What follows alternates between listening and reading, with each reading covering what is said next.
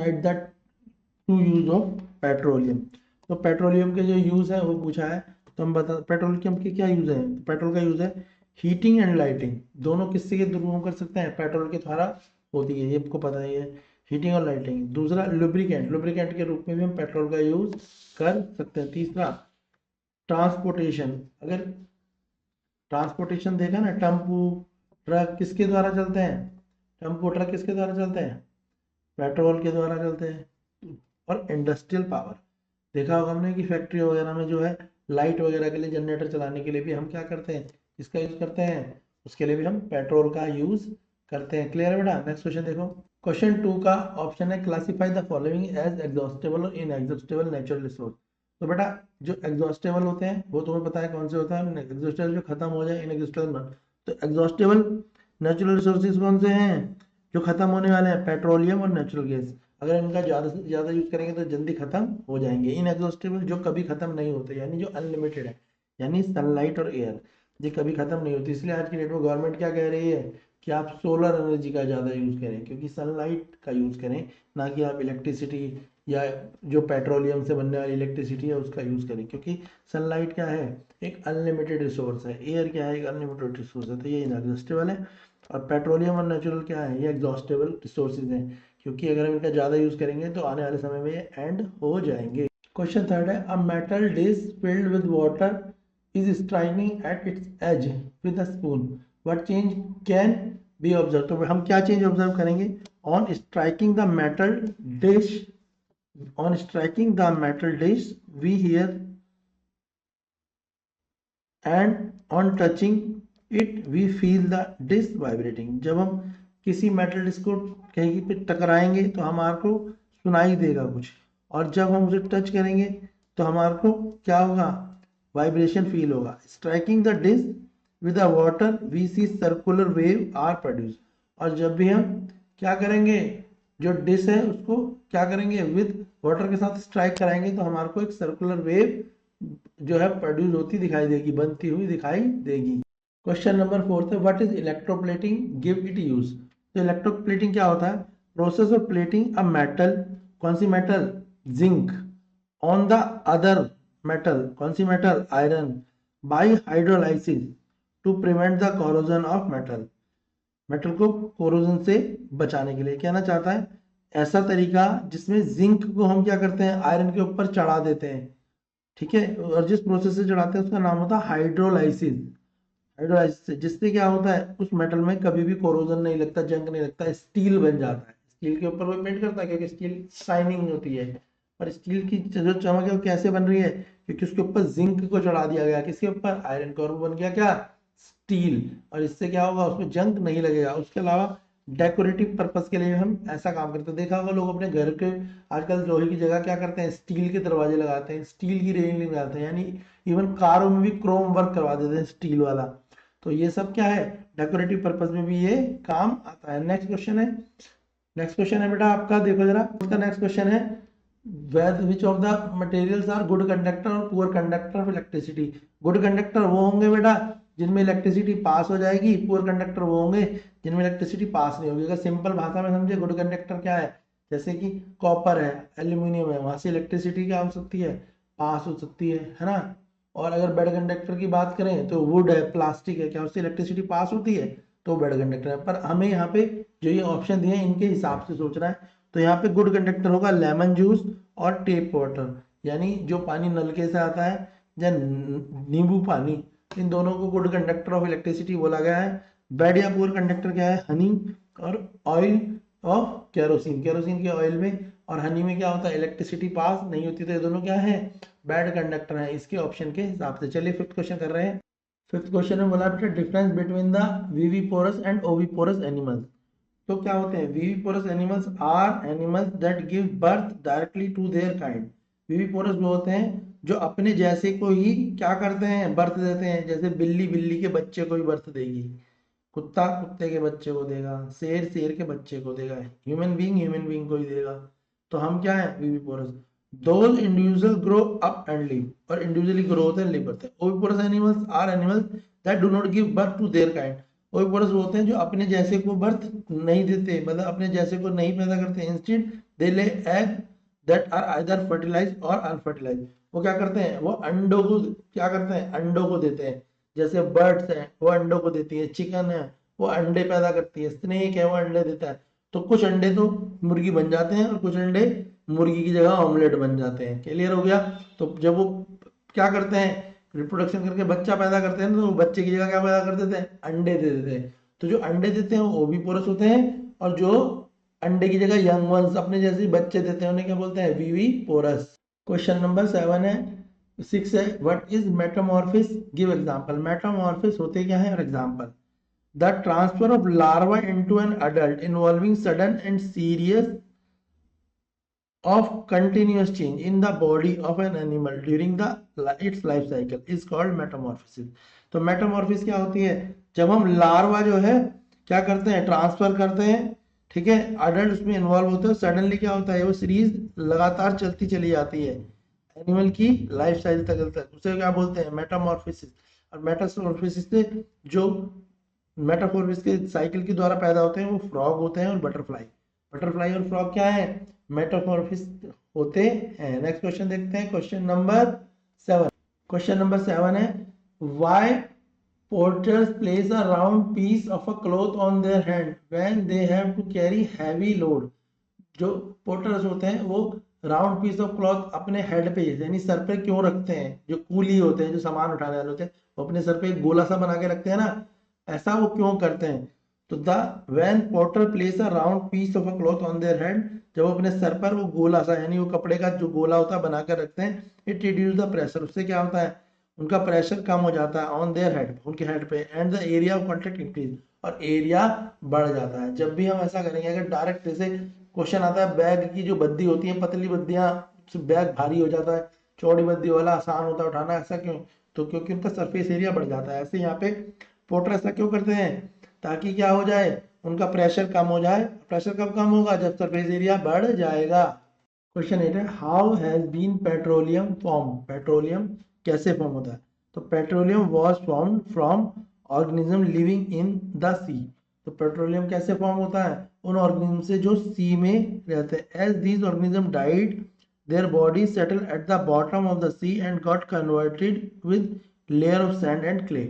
उसकी जो उनकी जो बॉडी होती है वो क्या होती है, बॉटम में सेटल हो जाती है, और जो सी है वो क्या करता है, उनकी उसे लेयर में कन्वर्ट कर देता है सैंड और क्ले में। क्लियर है बेटा, सैंड और क्ले में क्या कर देता है, उसे कन्वर्ट कर देता है over millions of year with the high temperature, और कई सालों के हाई टेम्परेचर के बाद, हाई प्रेशर के बाद, and the absence of air transformation, और वहां पे कोई हवा ना होने के कारण, the dead organism into the petroleum, वो डेड ऑर्गेनिज्म किसमें बदल जाते हैं, पेट्रोलियम में और नेचुरल गैस में। समझ आया। तो क्या होता है, पहले वो लंबे समय तक क्या रहते हैं, मरी हुई चीजें सी में रहती हैं, उसके बाद कई सालों तक वो जो है कंटिन्यू वहां पड़ी रहने के बाद क्या होता है, उनमें temperature, high pressure, absence of air के कारण वो क्या बन जा कन्वर्ट हो जाते हैं किसमें, वो हो जाते हैं पेट्रोलियम और नेचुरल गैसेस में। Question number 9। क्वेश्चन नंबर 9 है, suppose the stick is stuck against the frying pan which is kept in vacuum. जब कोई स्टिक फ्राइंग पैन में टकराएगी तो बताओ कौन सी चीज वैक्यूम में होगी। विल फ्राइंग पैन वाइब्रेट, और क्या फ्राइंग पैन वाइब्रेट करेगा, the frying pan will vibrate, frying pan vibrate करेगा। We will not be able to hear the sound of vibration, हालांकि हम उसका साउंड नहीं सुन पाएंगे, because sound can not travel in vacuum. पर ऐसा क्यों नहीं हो पाएगा, क्योंकि साउंड जो है वैक्यूम में ट्रेवल नहीं करता, इस कारण से। जबकि फ्राई पैन क्या करेगा, वाइब्रेट तो करेगा, मगर वैक्यूम में साउंड ना चल पाने के कारण हम सुन नहीं पाएंगे। नेक्स्ट है, will be will we able to hear the sound, और एक्सप्लेन करना है इसको, ठीक है। तो हम इसको साउंड को नहीं सुन पाएंगे, क्यों नहीं कर पाएंगे, क्योंकि वो साउंड किसमें है, वो साउंड है वैक्यूम में। क्वेश्चन में आंसर पूछा है, what is the function of eardrum, eardrum का फंक्शन क्या है। तो eardrum is a thin circular layer of tissue that separate your outer ear from your middle ear, जो हमारे आउटर ईयर को middle ear से separate करती है। फिर पूछा, does the sound need the medium to travel. तो sound को क्या किसी मीडियम की जरूरत होती है, तो हम बोलेंगे yes, sound wave need a medium to travel, sound wave travel in the form of longitudinal wave and it require material of medium for its propagation. तो साउंड को मीडियम की जरूरत होती है, क्योंकि साउंड वैक्यूम में ही ट्रेवल नहीं करता। सॉलिड, लिक्विड और गैस तीनों में क्या करता है, साउंड ट्रेवल करता है। इसके अलावा क्या पूछा है, इसमें बोला है सिंबल ऑफ हर्ट्ज। तो सिंबल जो है हर्ट्ज का आपको बताना है, तो वो क्या होता है, सिंबल ऑफ हर्ट्ज जो होता है एच जेड, कैपिटल एच और स्मॉल जेड। समझ आया बेटा, वो एच जेड क्या है, सिंबल है किसका, हर्ट्ज का। तो नेक्स्ट क्वेश्चन करते हैं। नेक्स्ट क्वेश्चन में बेटा आपसे एक लेबल करवाएंगे डायग्राम ह्यूमन आई का। तो देखो ये एक ह्यूमन आई है, ये क्या है, सिलियरी मसल्स है, ये क्रिस्टलाइन लेंस है, ये एक्वस ह्यूमर है, ये प्यूपिल है, ये आइरिस है, ये कॉर्निया है। ठीक है, तो याद रखना यहाँ पे क्या होता है, सिलियरी मसल्स होती है, यहाँ पर क्या होता है, क्रिस्टलाइन लेंस होता है, ये क्या होता है बेटा, ये होता है एक्वस ह्यूमर, और सामने टक्कर पे क्या होता है, प्यूपिल। क्लियर है, ये क्या होता है, आइरिस होता है, और ये क्या है, कॉर्निया। क्लियर हुआ ये आपको बेटा, समझ आया इतना, नहीं आया, क्लियर हो रहे होंगे, समझ तो आ रहे होंगे ना बेटा ये वाले। देखो और क्लियर कर दिए मैंने, गौर से देखो।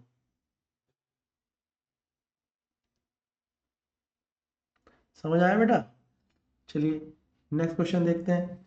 नेक्स्ट क्वेश्चन है आपका बेटा, ठीक है, इसमें फिर को बोला हुआ है आपको एग्जांपल देना। क्वेश्चन 10th का ऑप्शन में, how can we take care of our eyes, हम अपनी आंखों को कैसे ध्यान रख सकते हैं।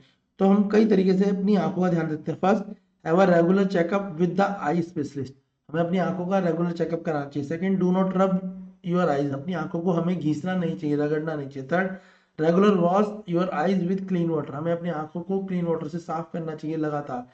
Fourth, do not read book too close और too far from the eye as it is cause stress, हमें बहुत दूर से और बहुत पास से नहीं देखना चाहिए, उससे आंखों को स्ट्रेस मिलता है। Fifth, have a proper diet, और हमें अच्छा खाना खाना चाहिए। इन तरीकों से हम क्या कर सकते हैं, अपनी आंखों को हेल्दी रख सकते हैं। चलिए नेक्स्ट क्वेश्चन करते हैं। नेक्स्ट क्वेश्चन है, school bags are provided with the broad straps and not thin strip, why. तो स्कूल बैग जो होते हैं उनकी जो स्ट्रिप होती है वो बड़ी होती है, चौड़ी होती है, पतली क्यों नहीं होती। तो school bags are provided with broad strap to increase the surface area, इससे ऐसा क्यों करते हैं, ताकि सरफेस एरिया बढ़ जाए, और सरफेस एरिया बढ़ेगा तो प्रेशर कम हो जाएगा, अभी बताया था ना। तो increase the surface area in contact with the shoulder, shoulder में सरफेस एरिया बढ़ जाए। Reduce the pressure on the shoulder, shoulder का प्रेशर क्या हो जाए, कम हो जाए। Of, if thin strip would be use, अगर पतली स्ट्रिप लगाएंगे तो surface area in contact with the shoulder would decrease, तो सरफेस एरिया कम हो जाएगा, और इंक्रीज क्या हो जाएगा, प्रेशर ऑन शोल्डर, और जिससे हमारे को क्या होगा, अपने शोल्डर पे दर्द दिखाई देगा। तो इसलिए क्या करते हैं, चौड़ी स्ट्रिप लगाते हैं ताकि सरफेस एरिया क्या हो जाए, वो बढ़ जाए और प्रेशर कम हो जाए। ये क्वेश्चन नंबर 11 था। चलिए सेक्शन सी करते हैं बेटा। सेक्शन सी, हमने क्वेश्चन 12 में एक पैसेज है, उसको इसी के हिसाब से हमें बताना है। First, which of the following is not source of irrigation, तो हमारे को किस, कौन सा ऐसा सोर्स है जिसमें, जिससे हम क्या पानी की को खेतों में नहीं डाल सकते। तो हम गैस पाइपलाइन से, गैस पाइपलाइन से क्या होता है, गैस आती है, क्या हम उससे क्या पानी डाल देंगे क्या खेतों में, तो इसका गलत ऑप्शन कौन सा है, गैस पाइपलाइन, उससे हम कोई भी इरिगेशन नहीं कर सकते। Next question. नेक्स्ट क्वेश्चन है, एग्जाम्पल ऑफ फर्टिलाइजर, तो फर्टिलाइजर का एग्जाम्पल क्या है, यूरिया। तो फर्टिलाइजर का एग्जांपल क्या होता है बेटा, यूरिया। थर्ड है, paddy is grown in the rainy season, paddy rainy season में ग्रोन होती है। तो इसका आंसर है B, it required lot of water, क्योंकि उसे बहुत पानी की जरूरत होती है, इसीलिए वो कब होती है, रेनी सीजन में होती है। क्लियर हो गया इसका। नेक्स्ट क्वेश्चन देखते हैं बेटा। थर्ड में पूछा हुआ है, which of the following is not the tool use in agriculture, कौन सा टूल एग्रीकल्चर में यूज नहीं करते, तो फर्टिलाइजर नहीं करते। फर्टिलाइजर कोई टूल नहीं है, फर्टिलाइजर क्या है, ये ह्यूमस की तरह है, जो खाद की तरह होता है, और ये केमिकली होता है, जो क्या करता है, क्रॉप प्रोडक्शन में हेल्प करता है, क्रॉप को बढ़ाने में हेल्प करता है, ना कि उसकी किसी एग्रीकल्चर प्रैक्टिस में हेल्प करता है। तो फर्टिलाइजर कोई टूल्स नहीं है। क्वेश्चन 13 में बेटा पैसेज दिया हुआ है, उसके अकॉर्डिंग आपको आंसर देने। फर्स्ट क्वेश्चन में बोला है, when light bounce back from the shiny surface is called, जब लाइट बाउंस बैक होगी किसी शाइनी सरफेस पे टकराएगी और वापस आएगी तो उसे क्या बोलेंगे, तो उसे बोलेंगे हम रिफ्लेक्शन। क्या बोलेंगे, रिफ्लेक्शन, ऑप्शन ए है इसका। इसके बाद नेक्स्ट क्वेश्चन है बेटा आपका, और क्वेश्चन बी, ऑप्शन बी है बेटा, name the device use to get image of sun, कौन सी डिवाइस को यूज करें सन की इमेज लेने के लिए। तो आंसर है इसका pin hole camera. Pin hole camera से हम क्या कर सकते हैं, ठीक है, हम इमेज ले सकते हैं सन की। थर्ड क्वेश्चन है, कौन सा क्वेश्चन पढ़ रहे हैं, क्वेश्चन 13 की बात कर रहे हैं। उसका थर्ड क्वेश्चन का आंसर है which type of object do not allow light to pass through them. कौन से ऑब्जेक्ट होते हैं जो लाइट को पास करने नहीं देते? तो आंसर है ओपेक। ओपेक ऑब्जेक्ट से लाइट पास नहीं होती। समझ आया? दीवार से क्या तुम बाहर देख सकते हो? नहीं देख सकते ना। ना लकड़ी के फट्टे से तुम अपोजिट साइड देख सकते हो। तो ओपेक ऑब्जेक्टों से लाइट पास नहीं होती। नेक्स्ट है एग्जाम्पल, और वाला ऑप्शन है एग्जाम्पल बताओ ट्रांसलूसेंट का। तो बटर पेपर है। बटर पेपर क्या होता है? वो ट्रांसलूसेंट होता है। उसे हमें दूसरी तरफ दिखाई तो देता है पर क्लियर नहीं दिखाई देता, हमें नॉन क्लियर दिखाई देता है, इसलिए ट्रांसलूसेंट है वो। क्वेश्चन 14 फिर एक पैसेज है। फर्स्ट का आंसर देखिए, the coil of wire contain in the electric heater is known as. जो कॉइल होती है वायर की इलेक्ट्रिक हीटर में लगी हुई होती है उसे हम क्या बोलते हैं? उसे बोलते हैं बेटा एलिमेंट। तो ऑप्शन क्या है इसका? बी ऑप्शन है।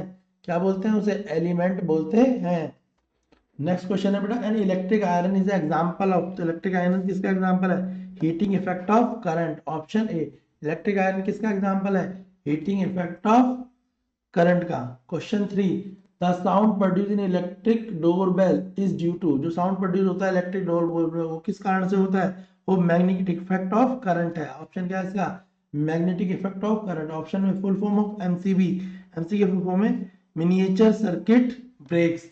क्या है? Miniature circuit breaks, full form of MC. Question 15 है बेटा, मैच द फॉलोइंग। देखो फटाफट, पहले वाला है ए लुइस पास्चर। लुइस पास्चर ने दी थी फर्मेंटेशन। तो ए का ऑप्शन क्या होगा? ए 2 से जोड़ेंगे। लुइस पास्चर के लिए क्या होगा? फर्मेंटेशन। ठीक है बेटा, जल्दी से देखो, मैं समझा देता हूँ फटाफट से।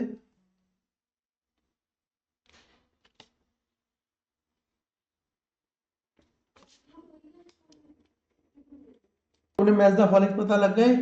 तो लुइस पास्चर का क्या है आपको पता लग गया? Louis Pasteur fermentation, antibiotic streptomycin, Edward Jenner vaccine for small pox, algae, क्लाइमोडास प्रिजर्वेटिव्स, सोडियम बेंजीन, और एंथ्रेक्स क्या है बेटा?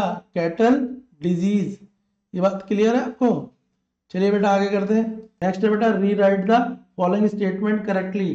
तो देखो पहली वाली स्टेटमेंट लिखा है, ठीक है, बैसिलस एंथ्रेसियस कॉज मलेरिया। तो इसका आंसर है एंथ्रेक्स होना चाहिए। बैसिलस एंथ्रेसियस कुछ नहीं है, तो यहाँ आएगा एंथ्रेक्स क्या है? Cause of malaria disease. Next है sugar is use to preserve amla और मैंगो पिकल। क्या हम चीनी डालते हैं आम के अचार में? नहीं, हम क्या डालते हैं? सॉल्ट। तो इसका आंसर क्या होगा? सॉल्ट, सेकंड का। नेक्स्ट है लुइस पास्कल। लुइस पास्कल नहीं था, साइंटिस्ट का नाम था लुइस पास्चर। तो लुइस पास्चर ने क्या डिस्कवर करी थी? उसने क्या डिस्कवर करी थी? पास्चराइजेशन। तो लुइस पास्चर करेक्ट आंसर है, ना कि पास्कल। फोर्थ है rhizobium lives in the stem nodules of the leguminous plant. तो यहाँ पे रूट आएगा, इसने क्या लिख दिया? Rhizobium leaves. राइजोबियम रूट्स है, इसका आंसर क्या होगा? रूट्स आएगा। इन द रूट्स नोड्यूल, जो स्टेम नोड्यूल है उसकी जगह क्या लगाएंगे? रूट। स्टेम की जगह पे रूट। इसका अवर एटमोस्फेयर है 20%। हमारे एटमोस्फेयर में कितना है? 78% नाइट्रोजन है, ना कि 20%। इसका द ब्रेड और idli dough rise because of oxygen produce by yeast. Yeast oxygen कभी प्रोड्यूस नहीं करता, ईस्ट क्या करता है? कार्बन डाइऑक्साइड को प्रोड्यूस करता है, जिसके कारण इडली और ब्रेड वगैरह क्या होती है? फ्लफी हो जाती है। केक क्या हो जाता है? फ्लफी हो जाता है बेटा।